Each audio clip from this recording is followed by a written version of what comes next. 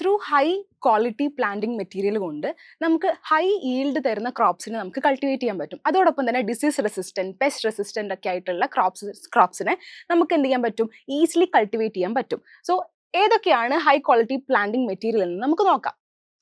First one, grafting. Grafting എന്ന് പറഞ്ഞു കഴിഞ്ഞാൽ two different kinds of plants, two different varieties of പ്ലാന്റിനെ നമ്മൾ സെലക്ട് ചെയ്തിട്ട് അതിനെ ജോയിൻ ചെയ്യുക. ഫോർ എക്സാമ്പിൾ, ഒരു യെല്ലോ കളർ ആയിട്ടുള്ള ഒരു ഹിബിസ്കസ് പ്ലാന്റും റെഡ് കളർ ആയിട്ടുള്ള ഹിബിസ്കസ് പ്ലാന്റും അതിന്റെ സ്റ്റെമ്മിനെ നമ്മൾ എന്ത് ചെയ്യുക, ജസ്റ്റ് കട്ട് ചെയ്തിട്ട് രണ്ട് പ്ലാന്റ്സിനെയും ജോയിൻ ചെയ്ത് സെലോ ടേപ്പ് വെച്ചിട്ട് എന്ത് ചെയ്യാം, ഫിക്സ് ചെയ്ത് വെക്കാം. Through several number of days കഴിഞ്ഞ് കഴിഞ്ഞാൽ ഈ ഒരു പ്ലാന്റ് എന്ത് ചെയ്യും, പുതിയൊരു പ്ലാന്റ് ആയിട്ട് മാറും. ഈ ഒരു പ്ലാന്റിന് എന്തായിരിക്കും, ഈ രണ്ട് പാരന്റ് പ്ലാന്റിന്റെയും ക്വാളിറ്റി ഒരേപോലെ കിട്ടും. സോ ഹൈ ഈൽഡ് നമുക്ക് എന്ത് ചെയ്യാൻ പറ്റും, അവിടെ കളക്ട് ചെയ്യാൻ പറ്റും. അതോടൊപ്പം തന്നെ ഡിസീസ് റെസിസ്റ്റന്റ് ആയിട്ടുള്ളതും പെസ്റ്റ് റെസിസ്റ്റന്റ് ആയിട്ടുള്ള പ്ലാന്റ്സിനെ നമുക്ക് ഈസിലി അവിടെ കൾട്ടിവേറ്റ് ചെയ്യാൻ പറ്റും. ഇതാണ് ഗ്രാഫ്റ്റിംഗ്.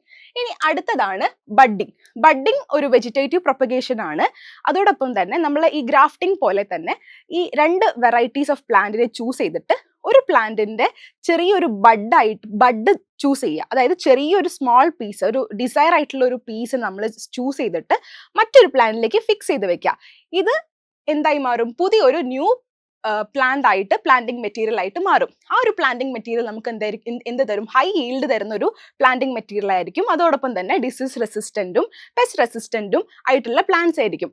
ദെൻ വേറൊരു ഇമ്പോർട്ടൻ്റ് ആയിട്ടുള്ള ഒരു ഫാക്ടർ എന്താണെന്ന് വെച്ച് കഴിഞ്ഞാൽ ഈസിലി എന്തായിരിക്കും, ഫ്ലവറിങ്ങും അതേപോലെ തന്നെ ഫ്രൂട്ടിങ്ങും നമുക്ക് പെട്ടെന്ന് ചെറിയൊരു ലിമിറ്റഡ് ടൈമിൻ്റെ ഉള്ളിൽ തന്നെ എന്ത് ചെയ്യാൻ പറ്റും, നമുക്ക് കിട്ടും ഈ ബഡ്ഡിംഗ് എന്നുള്ള ഒരു പ്രോസസ്സിലൂടെ. ദെൻ ലെയറിംഗ് എന്ന് പറഞ്ഞു കഴിഞ്ഞാൽ ഒരു പ്ലാന്റിന്റെ സ്റ്റെമ്മ് ബെൻഡ് ചെയ്തിട്ട് സോയിലിലേക്ക് എന്ത് ചെയ്യുക, കവർ ചെയ്ത് വെക്കാം. അല്ലെങ്കിൽ എന്ത് ചെയ്യാം, ജസ്റ്റ് ഒരു പ്ലാന്റിന്റെ സ്റ്റെമ്മ് ബെൻഡ് ചെയ്തിട്ട് അതിൽ സോയിലും അതേപോലെ തന്നെ ഫെർട്ടിലൈസേഴ്സും ഒക്കെ മിക്സ് ചെയ്ത് കവർ ചെയ്ത് ഒരു പോളിത്തീൻ ബാഗിൽ എന്ത് ചെയ്യാം, കവർ ചെയ്ത് വെക്കാം. ഇത് ഗ്രാജുവലി എന്തായി മാറും, റൂട്ട്സ് ഇവോൾവ് ചെയ്യാൻ തുടങ്ങും. അവിടെ നിന്ന് അത് കട്ട് ചെയ്തിട്ട് പുതിയൊരു പ്ലാന്റ് ആയിട്ട് നമുക്ക് എന്ത് ചെയ്യാൻ പറ്റും, ഇവോൾവ് ചെയ്ത് കൊണ്ടുവരാൻ പറ്റും. ഇതിലും എന്താണ്, ഹൈ ഈൽഡ് നമുക്ക് തരുന്നുണ്ട്. And also disease resistant and pest resistant ആയിട്ടുള്ള പ്ലാന്റ്സിനെ ഈക്വലി നമുക്ക് അവിടെ എന്ത് ചെയ്യാൻ പറ്റും, കൾട്ടിവേറ്റ് ചെയ്യാൻ പറ്റും. ഓക്കെ, ഇനി അടുത്തത് ഹൈബ്രിഡൈസേഷൻ. ഹൈബ്രിഡൈസേഷൻ എന്ന് പറഞ്ഞു കഴിഞ്ഞാൽ കുറച്ചും കൂടെ മോഡേൺ ആയിട്ടുള്ള ഒരു മെത്തേഡാണ്. അതായത് ക്രോസിംഗ് ആണ്. രണ്ട് ഡിഫറെന്റ് വെറൈറ്റീസ് ഓഫ് പ്ലാന്റിനെ ക്രോസ് ഓവർ ചെയ്തിട്ട് പുതിയൊരു വേരിയന്റിനെ, പുതിയൊരു വെറൈറ്റീനെ നമ്മൾ എന്ത് ചെയ്യാണ്, കൾട്ടിവേറ്റ് ചെയ്യാണ്.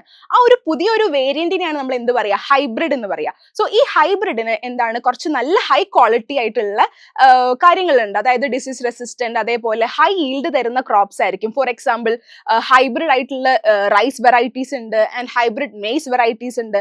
ഓക്കെ, സോ എന്താണ് ഇവിടെ ലാർജ് നമ്പർ ഓഫ് ക്രോപ്സിനെ നമ്മൾ എന്ത് ചെയ്യാണ്, ലിമിറ്റഡ് ആയിട്ടുള്ള ടൈമിൽ, ലിമിറ്റഡ് ആയിട്ടുള്ള സ്പേസിലൊക്കെ നമ്മൾ കൾട്ടിവേറ്റ് ചെയ്യാണ്. ഇതാണ് ഹൈബ്രിഡൈസേഷന്റെ മെയിൻ ആയിട്ടുള്ള ഒരു പെക്യുലാരിറ്റി. ദെൻ അടുത്തത് ടിഷ്യൂ കൾച്ചർ. ടിഷ്യൂ കൾച്ചർ എന്ന് പറഞ്ഞു കഴിഞ്ഞാൽ ഒരു ആർട്ടിഫിഷ്യലി ക്രിയേറ്റ് ചെയ്തിട്ടുള്ള എൻവയോൺമെന്റിൽ ഒരു ചെറിയൊരു പ്ലാന്റിന്, ഡിസയർ ആയിട്ടുള്ള ഒരു പ്ലാന്റിന്റെ ചെറിയൊരു ടിഷ്യൂസിനെ നമ്മൾ സെലക്ട് ചെയ്തിട്ട് അതിനെ നമ്മൾ എന്ത് ചെയ്യുക, കൾട്ടിവേറ്റ് ചെയ്യാണ് tissue culture. And GM crops, that is genetically modified ആയിട്ടുള്ള ക്രോപ്സിനെയാണ് നമ്മൾ GM ക്രോപ്സ് എന്ന് പറയുക. അതായത് അതിന്റെ ജനറ്റിക് എഞ്ചിനീയറിംഗ് ത്രൂ ആണ് നമ്മൾ എന്ത് ചെയ്യുന്നത്, ഈ ഒരു പ്രോസസ് ചെയ്യുന്നത്. അതിന്റെ DNA അൾട്ടർ ചെയ്തിട്ട് പുതിയൊരു വേരിയന്റ് നമ്മളവിടെ ക്രിയേറ്റ് ചെയ്യാണ്. നമുക്ക് ഡീറ്റെയിൽ ആയിട്ട് നോക്കാം.